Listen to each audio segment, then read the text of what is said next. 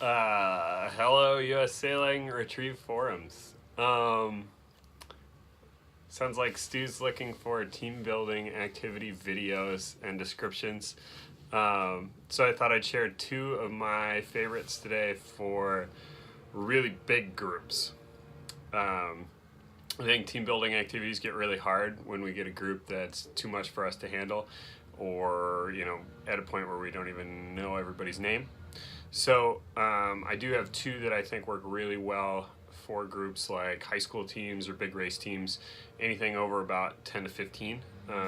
They can be used in a smaller scale, but they're both tough for it. But I figured if you've got a group of like 18 pram sailors, we need to talk something that works for you.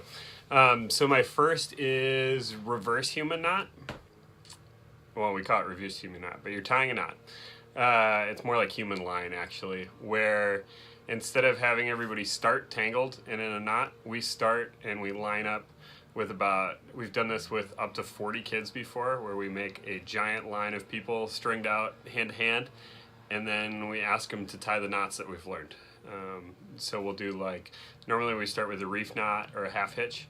The high schoolers at Baker Qualifier this year, when we didn't have any wind, I got them to take about 40 to 50 kids and do a bowline. Pretty fun. Obviously, rules are don't let go, and tailor the knot to your audience. So if we're beginners, we probably got to stick with the reef knot, and we got to have some good leaders in it.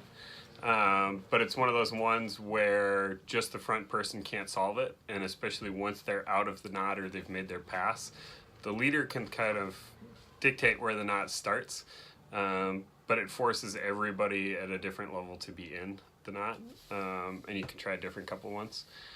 My other quick favorite one to do that works with pretty much everybody, maybe a group of 6 and up, and most ages, although adults don't like to fall down with it, so there is that.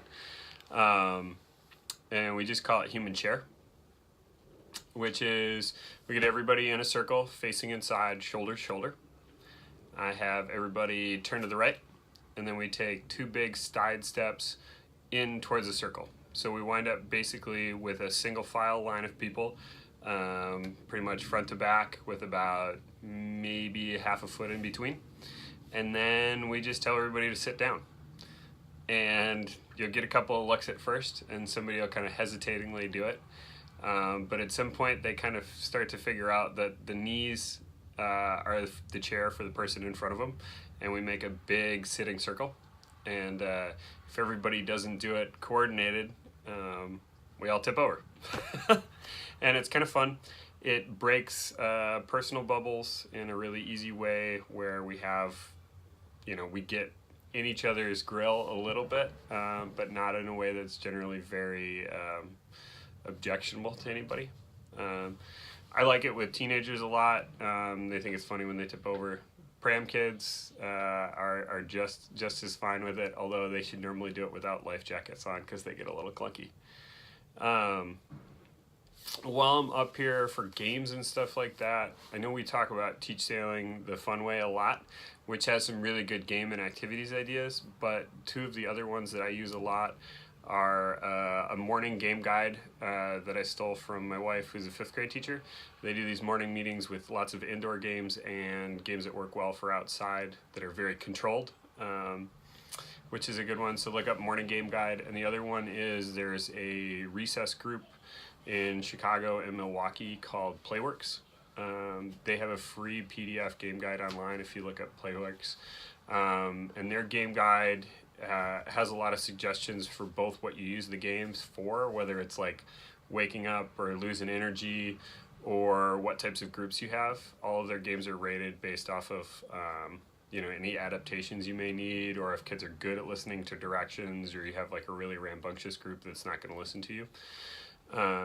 So their games are all kind of tailored in there for that kind of stuff.